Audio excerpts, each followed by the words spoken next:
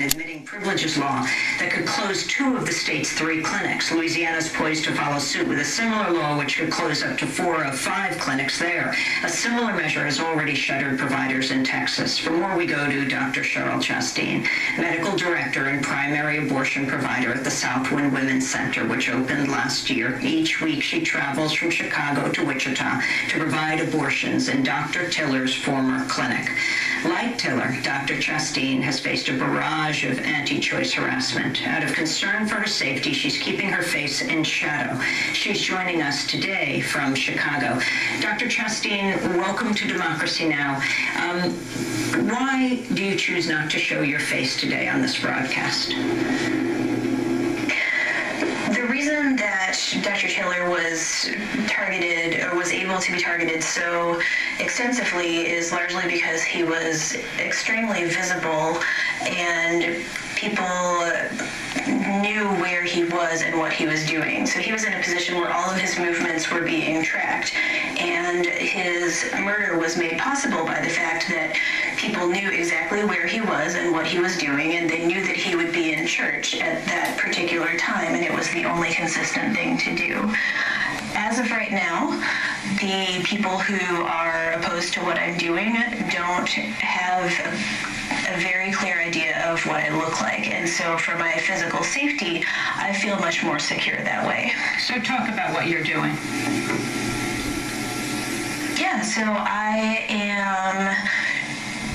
travel to Wichita every week, and I perform abortions for the women of Wichita and central and western Kansas, as well as some of Oklahoma. We provide procedures up to the current Kansas legal limit, which is 20 weeks post-conception or 21 weeks and 6 days post last menstrual period. Dr. Chasteen, could you talk about why it is that you decided to do this work? I mean, you fly every week from Chicago to Wichita. Talk about the significance of what you're doing and why you chose to do it. You know, when I was in medical school, I got the message that there's a shortage of abortion providers, and that therefore if more of us, including myself, did not become providers, that there would be women who wouldn't be able to access abortion when they needed it. And so when I got the call to help open this clinic, I felt a very, very strong pull of moral obligation that these are people who need abortions who will not be able to access them if I don't do it. And so I asked myself, if you don't do this, who will? And I went to medical school to help people, same as all of us do. And so I felt like these people have a need, and I have the ability to fill that need. And so I could not in good conscience say no. Can you talk about the restrictions on abortion access in Kansas? Who are the women that you are serving? What states do they come from? Kansas has strict laws that are nonetheless less strict than some of the surrounding states. So Kansas has a mandated 24-hour waiting period. The patient must be given a specific set of state-mandated information that includes risks of abortion, some of which are not medically supported. Then she must wait at least 24 hours before she can have her procedure done.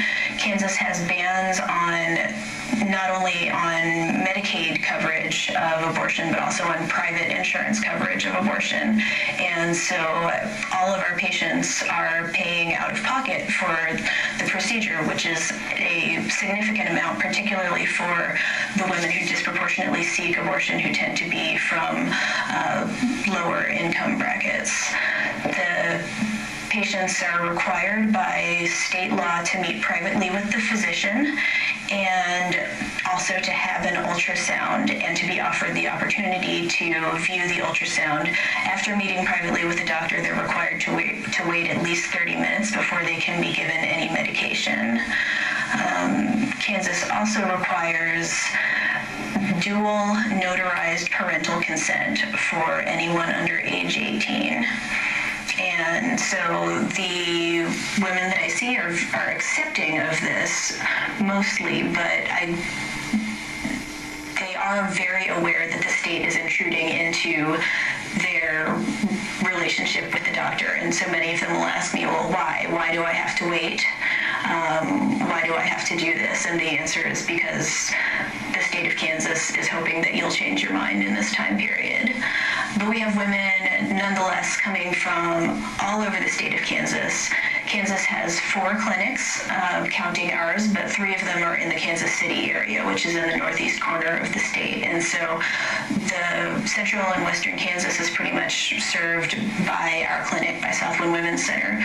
We have patients come from Missouri, from Oklahoma, and we are even starting to see patients from Texas as the legal climate there and the availability of abortion becomes less.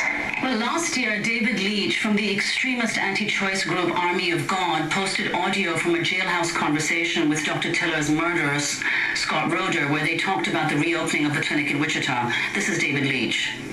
My statement, if someone would shoot the new abortionist like Scott shot George Tiller, back in the Operation Rescue days, pro-lifers called him Tiller the Killer, hardly anyone will appreciate it but their babies. That's a very true statement. It would be a blessing to the babies. Everyone else will panic. That's great, David. That's great. Of all places to open up killing office, to reopen the one office in the United States more notorious for decades than any other, is an act of defiance against God and the last remaining remnants of reverence for human life. And now this is Scott Roeder, Tiller's murderer, responding to David Leitch. He mentions Julie Burkhart, founder and director of the Trust Women Foundation, which reopened Dr. Tiller's clinic. To walk in there and reopen a clinic, a murder mill where a man was stopped, it's almost like putting a target on your back, saying, well, if you can shoot me. But I have to go back to what Pastor Mike Bray said. If 100 abortionists were shot, they'd probably go out of business. So I think 8 have been shot, so we got 92 to go, and maybe she'll be number 9. That was Scott Roeder, who murdered Dr. Tiller 5 years ago, speaking to anti-choice extremist David Leitch. Dr. Chasteen, you're carrying on the legacy of Dr. Tiller's work. Could you respond to what these people had to say?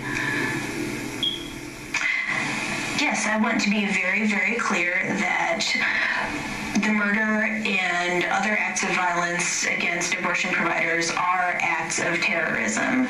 They are acts of violence directed at a few people designed to influence the actions of many people.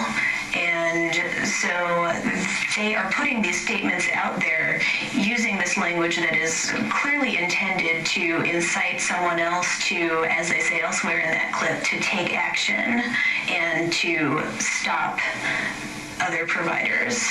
And so these are people that are, well, admittedly, they are on the fringe of the anti-choice movement. They are nonetheless encouraged, and they're encouraged by the mainstream movement. They're encouraged by rhetoric like comparing abortion to the Holocaust, comparing abortion to slavery. So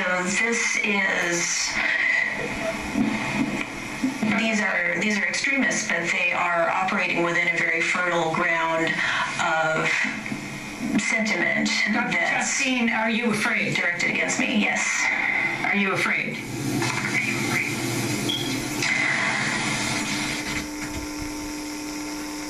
I can't live my life that way. I get up in the morning and there are patients that need me. And if I allow myself to be deterred from doing this work, then I'm allowing a victory for terrorism. And so, yes, I'm aware that there is a risk associated with what I'm doing, but I don't allow it to paralyze me. Well, Dr. Chasteen, I want to thank you for being with us. You were in medical school when Dr. Tiller was murdered 5 years ago. I want to end with a short excerpt of Dr. Tiller in his own words, an event organized by the Feminist Majority Foundation in 2008. Dr. Tiller discussed his vision for a just and more humane society. I personally see a society that respects the integrity of its citizens, to struggle with complex health issues, and make decisions that are appropriate for them and their personal lives. I see a society that respects the religious differences of its citizens.